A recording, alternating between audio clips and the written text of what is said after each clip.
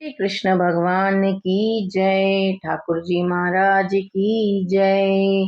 पुरुषोत्तम मास की जय। पुरुषोत्तम मास महात्म्य की जय।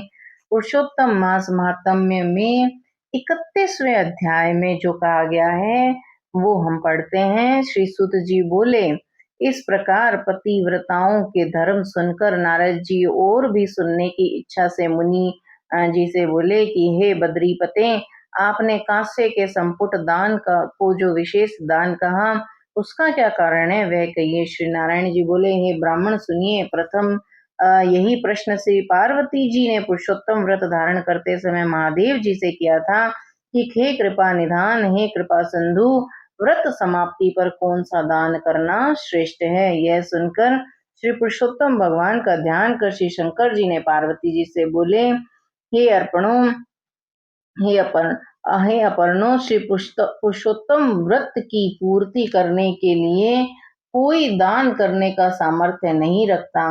हे पर्वत पुत्री, जो दान के लिए प्रिय महीनों में करने को कहे गए हैं वह आजकल गौण रूप में है। इसी से पुरुषोत्तम व्रत की पूर्ति करने वाला दान कहीं भी नहीं दिखाई देता है। इसके दान की पूर्ति में संपुट दान अर्थात ब्रह्मांड का दान है। वह दान कहाँ से किया जावे जब छोटे ही दान नहीं कर सकते। उसी ब्रह्मांड का प्रतिनिधि कांसे का संपुट थाल या परात बनावे, उसमें 30 मालपुआ रखकर संपुट कर सूत से लपेटें तथा ब्राह्मण पूजन कर उसे व्रत पूर्ति के लिए प्रसन्नता से दान दे दें। अगर शक्ति हो तो इस प्रकार के 30 संपुट वेद पाठी विद्वान ब्राह्मणों को दान करें। इस प्रकार पार्वती जी महादेव जी के वचन सुन अत्यंत प्रसन्न हुई और 30 ब्राह्मणों को 30 संपुट प्रसन्नता पूर्वक दान किए।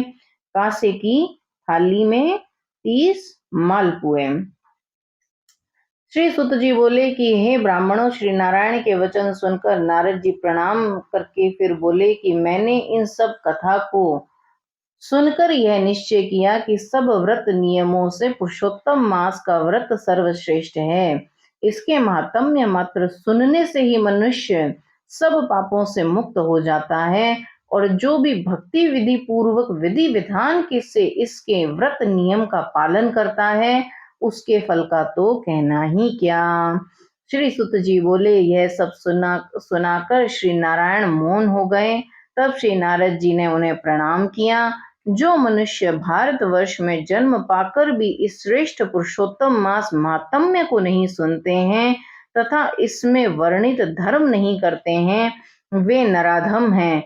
वे दुर्भागी बार बार जन्म मरण के चक्कर में पड़कर धन, पुत्र, मित्र तथा स्त्री के दुख को पाते हैं। वे ही पुरुष धन्य हैं जो भगवान के इस मास का व्रत करते हैं। इंद्रदुमन, सप्तदुमन, यौवनाशव तथा भागीरथी आदि राजा श्री पुरुषोत्तम भगवान की आराधना करके उनकी शरण पा गए। श्री गोवर्धन गिरिराज को धारण करने वाले गोप रूपी गोपाल गोकुल एवं गोपियों के प्यारे भगवान को श्री कृष्ण को मैं प्रणाम करती हूँ। इस महामंत्र के महात्मा कौंडिन्य महीने भर जप करने से भगवान की शरण को प्राप्त हो गए तथा इसी प्रकार भगवान का श्याम सुंदर दो भुजा मुरलीधर पीताम्बरी श्री राधिका जी के साथ विराजमान का ध्यान करते समय बिताने वाला अपनी मन की कामना पूर्ण करता है। यह धर्म छिपा हुआ है, हर किसी को इसे सुनाना नहीं चाहिए। मैंने भी अभी तक किसी से इसे नहीं कहा था। इस मनोकामना पूर्ण करने वाले पुराण को आदर पूर्वक सुनने वाले को ही सुनाना चाहिए। अर्थात ये पुरुषोत्तम मास महात्म्य जो जिसकी भगवान में श्रद्धा हो, जो भगवान के नियमों को, भगवान की कथा को सुनने की इच्छा रखता हो, यह महात्म्य उसे ही सुनना चाहिए और सुनाना चाहिए। इसके महात्म्य सुनने से श्री गंगा स्नान के समान फल प्राप्त होता है।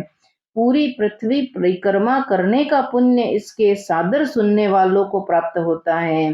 ब्राह्मण सुनकर ब्रह्म तेज क्षत्रिय राज्य का सुख, वैश्य धन, शूद्र श्रेष्ठता तथा अन्य की रात हूण आदमी मुक्ति आदि मनोभिलाषित वस्तु प्राप्त होती है। इस पुरुषोत्तम मास महात्म्य को लिखवाकर वस्त्राभूषण के साथ विधि पूर्वक ब्राह्मण को जो दान करता है, वह अपने 3 कुल के साथ गोपालों से सेवित देव दुर्लभ गोलोक को प्राप्त होता है।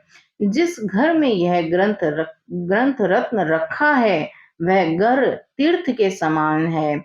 उस घर को भी प्रभु ने तीर्थ के समान बना दिया है। इस प्रकार अत्यंत पुण्यदायक पुरुषोत्तम मास के महात्म्य को सुनकर विस्मित हुए और विनय पूर्वक सुत जी से वे बोले, हे सुत जी, आप धन्य हैं। बड़ी बुद्धि वाले सुत जी, आपके मुख से कथा रूपी अमृत पान करके हम सब कृतार्थ हो गए। हे सुत जी, जब तक भगवान की पवित्र कीर्ति छाई हुई है, आप हमारे बीच में बैठे भगवान की मनोहर कथाएं सुनाते रहें। उन ब्राह्मणों से अनेक आशीर्वाद प्राप्त करके सुत जी ने उन ऋषियों की परिक्रमा करके नमस्कार कर नित्य कर्म करने को चले गए। बोलो श्री कृष्ण भगवान की जय।